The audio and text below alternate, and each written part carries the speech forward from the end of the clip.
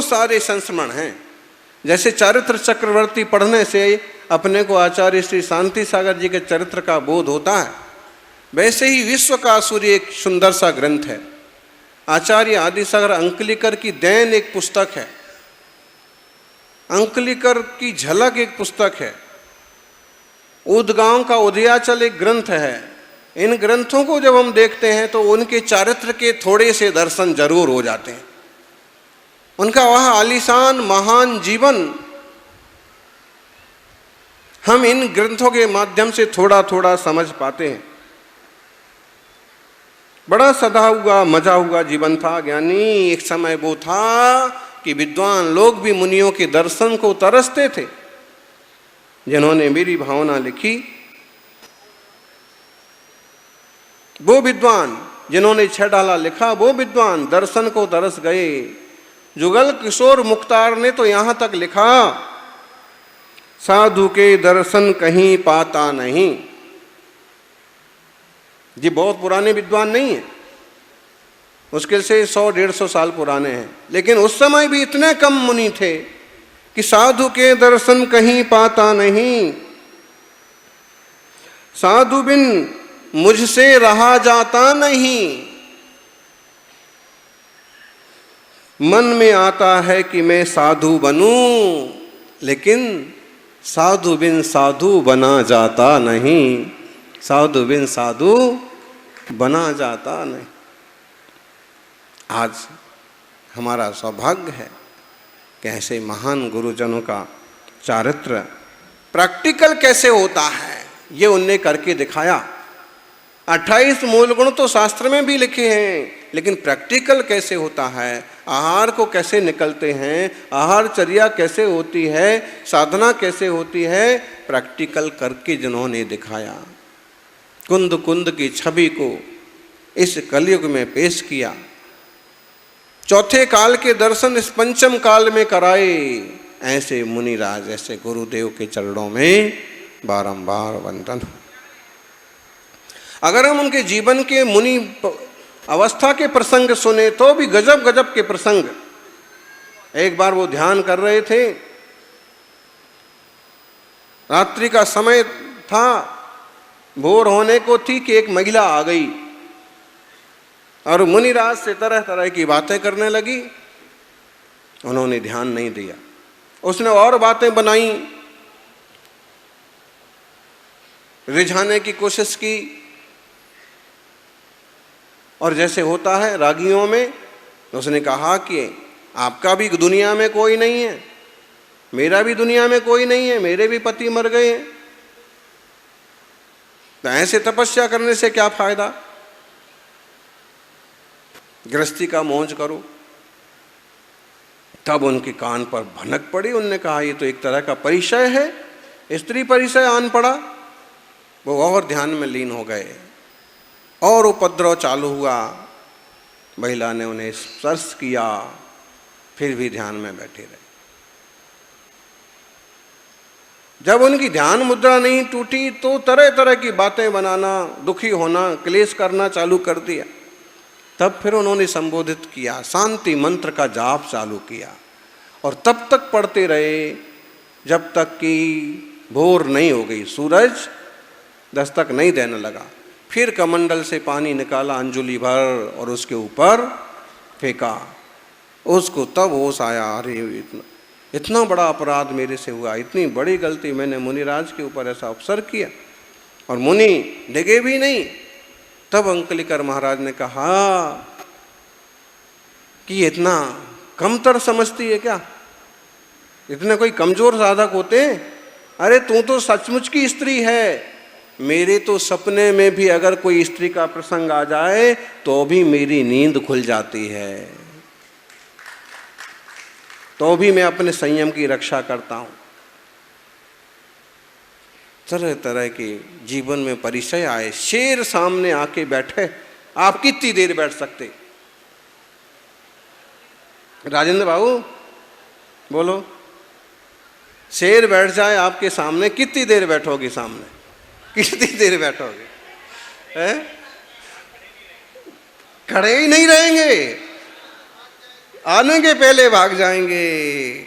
क्या करें, हमारा धैर्य कमजोर है, हमारा भेद विज्ञान कमजोर है, और वो तपस्वी का भेद विज्ञान इतना पक्का, जीव की समझ इतनी पक्की कि वो भी संगी पंचेंद्रिय जीव है। बैर होगा तो खाएगा, और खाएगा किसको खाएगा? शरीर को खाएगा। मैं तो ज्ञाता दृष्टा आत्मा। बोलो, शांति सागर महाराज के गले में जब सांप पड़ा, आके बैठ गया तो निकाल के भागे क्या? नहीं। कितना भेद विज्ञान! देखो, शास्त्रों का भेद विज्ञान तो जीव पर होता है, लेकिन संतों का भेद विज्ञान जीवन में होता है। शास्त्रों से सीख करके, चारित्र से उसका ऐसे प्रैक्टिकल उन्होंने किया। शुरू से साहसी, शुरू से दयालु। उनके गृहस्थी के प्रसंग आते हैं कि एक बार उनका अपना एक आदमी, नौकर, दूसरे आदमी को पकड़ के लाया, धमकाते और धकाते हुए लाया। इतने सारे गन्ने उसके साथ हैं, उसके पास हैं, इक्षु। तो शिवकुमार ने उसको धक्का देते हुए, दुत्कारते हुए कहा कि भाई क्यों कर रहे हैं इसके साथ ऐसा, क्या बात है? उसने कहा, पाटिल साहब, चोर छे, ये चोर है, इसने गन्ने चुराए, अपने खेत के गन्ने चुरा के ले जा रहा था, इसलिए मैंने रंगे हाथ पकड़ लिया और मैं आपके पास लाया। उन्होंने बिल्कुल गुस्सा नहीं दिखाया, शांति से पूछा, भाई तूने गन्ने चुराए? इस खेत से, अपने खेत से गन्ने तोड़े? गरीब आदमी ने हाथ जोड़ के कह दिया कि चुराए, तोड़े। क्यों चुराए, चोरी क्यों करते हो? उसने कहा, सारी कंडीशन बताई। दिहाड़ी मजदूर हूँ, रोज काम करता हूँ, किसी के खेत पर, किसी के मकान पर, और अभी 2 दिन से मुझे कोई काम नहीं मिला, किसी ने काम नहीं दिया, घर में बच्चे भूखे हैं। सोचा कुछ नहीं तो गन्ने का गुड़ ही बन जाएगा, इससे ही क्षुधा शांत हो जाएगी, इसलिए मैं चोरी करने के लिए यहाँ आ गया। भैया तुमको हमारा ही खेत मिला, आपका ही खेत, इसलिए क्योंकि आप दयालु हैं, कोई मांगने आ जाता है तो दे देते हैं, और अगर चोरी करते कोई पकड़ा जाए तो उसे भी ज़्यादा तकलीफ नहीं होगी। उनने कहा कि चोरी करना गलत बात है, तुझे जिस दिन कोई काम ना मिले तू हमारे खेत पर आ जाया कर, तुझे हम काम देंगे। काम करने की क्षमता ना हो तो मांग लिया कर कि मुझे ये चाहिए, हम तुझे दिया करेंगे, लेकिन चोरी नहीं करना, तेरे खाने की व्यवस्था हम कर देंगे। ऐसे जीवन, ऐसे सरल जीवन उनका था। संयम काल के प्रसंगों में एक प्रसंग आता है कि उनका एक छोटे से गांव में, एक छोटे से मंदिर में प्रवचन चल रहा था। गांव के प्रवचन में कितने लोग होते हैं, ये अपने तो अहमदाबाद का प्रवचन है, फिर भी कितने सारे लोग गायब हैं, लेकिन फिर भी हैं, बहुत लोग हैं। वहाँ गांव के प्रवचन में गिनती के लोग थे और सब एक दूसरे को जानते रहते हैं कि ये कौन है, ये क्या है। तो एक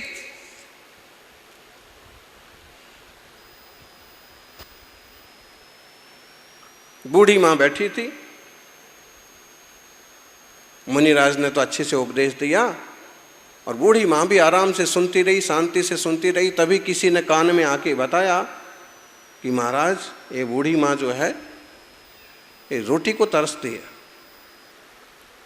गांव में यूँ सब कोई अमीर नहीं है, लेकिन रोटी तो सबको मिल ही जाती है, घर में सब कुछ है, लेकिन बहू जो है जानबूझ के इसको तरसाती है, देती नहीं है।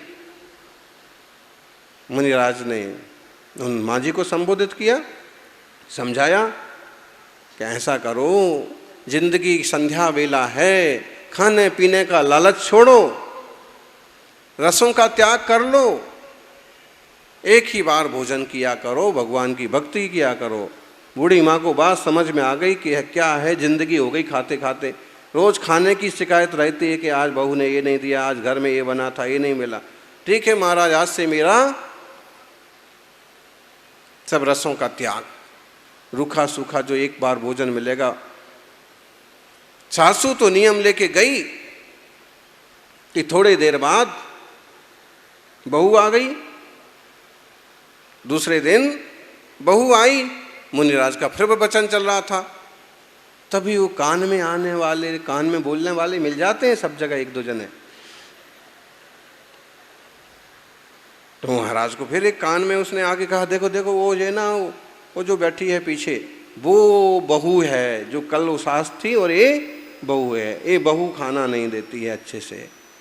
तो मुनि महाराज ने प्रवचन तो दिया, लेकिन साथ में ये भी समझाया कि बड़े बुजुर्गों की सेवा करना, घर में दादा बाबा माँ की सेवा करना ये कर्तव्य है।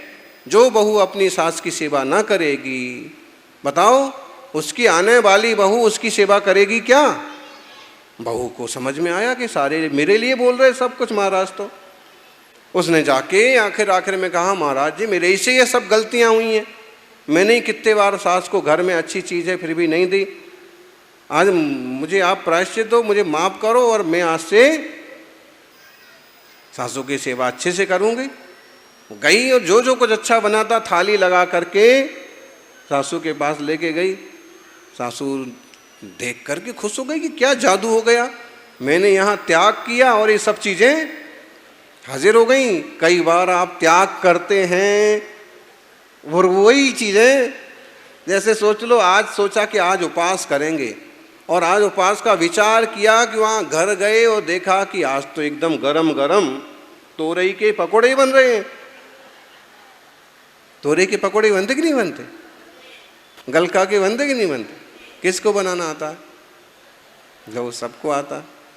अब विचार आता है कि ये तो हमको पसंद है, अब क्या करें। अब कई बार ऐसा होता है, परीक्षा होती है तुरंत, यहाँ नियम संकल्प करो और वहाँ बूढ़ी माँ ने सावधानी बरती। उसने कहा, बेटा, उसने कहा माँ मुझे माफ करो, आप अच्छे से भोजन करो। माँ ने कहा कि ये सब मुझे नहीं चाहिए, कल परसों तक तो आप कहती थी कि मुझे ये नहीं दिया, मुझे ये नहीं दिया। मैंने कल ही जा कर के मुनिराज से कुछ नियम लिए, अब बुढ़ापा है, क्या क्या खाएंगे हैं, दांतों से चपता नहीं है, हाथों से पचता नहीं है। ये जबरदस्ती का लालच था, लेकिन परसों का प्रवचन सुन करके मेरा दिमाग साफ हो गया और मैंने संकल्प किया कि अब घर में एक ही बार और नीरस भोजन करेंगे। ओहो, तो और मैं आज के प्रवचन सुन करके, बहू ने कहा, मुझे आज के प्रवचन सुन करके समझ में आई कि बड़ों के साथ कैसे व्यवहार करना चाहिए। महाराज का जीवन बहुत व्यवहारिक सदा हुआ और अध्यात्म संपन्न था। ऐसे कहते हैं कि वो कन्नड़ तरफ के ही तो थे, कन्नड़ की सीमा पर आते हैं ये गांव, तो कन्नड़ भाषा में वो बड़ा अच्छा पद भी गाया करते थे और कन्नड़ के माध्यम से उपदेश देते थे, मराठी के माध्यम से। हिंदी तो उस तरफ इतनी प्रचलन में है नहीं। ऐसे महान तपस्वी ने जीवन में खूब साधना की, उनके चरणों में अनेक अनेक साधक उपस्थित हुए। ऐसे प्रमाण हैं कि अनेक दीक्षाएं उन्होंने दी। आचार्य महावीर कीर्ति महाराज की भी एक महान दीक्षा उनके कर कमलों से संपन्न हुई और उन्होंने अपने जीवन की संध्या बेला में अपना आचार्य पद भी उनको सौंप दिया। एक प्रसंग मिलता है, जब दीक्षा दे रहे थे महावीर कीर्ति जी को, तो उन्होंने कहा कि भाई देख, कन्नड़ में कहा होगा, देखो महावीर कीर्ति जी को तो कन्नड़ और 18 भाषा आती थी।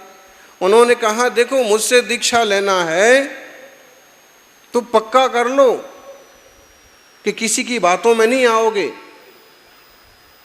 मुनि कुंजरो एक महाकाव्य है, एक सुंदर ग्रंथ है, उनका जीवन चरित्र है जो हमने तैयार किया। उसमें इसको बहुत अच्छे शब्दों में पेश किया है। तो वो कहते हैं कि देखो लोगों की बातों में मत आ जाना, कल लोग कहेंगे कि महावीर कीर्ति जी तुम तो एकदम युवा हो और ये बूढ़े के पास कहाँ आ गए, तुम तो 18 भाषाओं के ज्ञाता हो, महाविद्वान हो, और कन्नड़िया के पास कहाँ आ गए, इनको केवल कन्नड़ भाषा आती है। तो कल लोगों की बातों में आकर के ऐसा ना हो कि गुरु शिष्य के विकल्प कोई खड़े हो जाएं। तब कहते महावीर कीर्ति जी ने कहा कि मैं आपको पूरा समर्पण करता हूँ।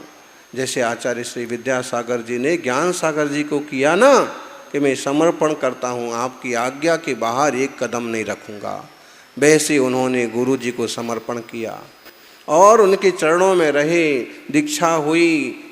उनने अपने गुरु की बढ़िया समाधि कराई और गुरु के दिए हुए आचार्य पद को वर्षों तक निभाया। 1944 से 43 से 1972 तक। उसके बाद महावीर कीर्ति जी ने अपना आचार्य पद आचार्य मुनि सन्मति सागर जी को दिया और उसके बाद परंपरा निरंतर चलती जा रही है। मुनियों के दर्शन हो रहे हैं। ये अद्भुत आचार्य परंपरा है। ये वीतराग भगवान महावीर स्वामी की दिगंबर श्रवण परंपरा है। ये परंपरा उस सतयुग का, चौथे काल का आज भी नेतृत्व करती है, जहाँ पर साधुओं के पास तरह तरह की चीज़ें आ गई हैं, तरह तरह के साधन आ गए हैं। वहाँ आज भी दिगंबर मोक्ष मार्गी रत्नत्रयधारी मुनिराज अंतर्मुख मुद्रा धारण करते हुए वही तपस्या करते हैं जो चौथे काल में मुनिराज करते थे। अपने हित के साथ साथ औरों को भी उपदेश देते हैं, औरों का भी मार्गदर्शन करते हैं। महावीर कीर्ति जी ने पहली बार गणनी पद दिया विजयामती माता जी को। विजयामती माता जी के भतीजे हैं वीरचंद जी। राजेंद्र जी आपके बाजू में बैठे, ये इनने भी खूब सेवा की गुरु महाराज की, माता जी की। वीरचंद जी बड़जात्या, और हमको भी अवसर मिला गुरुदेव तपस्वी सम्राट के दर्शन का, वैयावृत्ति का, और बाकी तो सब आपको दिख ही रहा है। उनकी कृपा से, सच कहें तो उनकी कृपा से ही आज हम यहाँ बैठे हुए हैं। बिना गुरु की कृपा के शिष्य का क्या हो सकता है। जय बोलिए आचार्य श्री आदिसागर जी अंकलिकर महाराज की जय।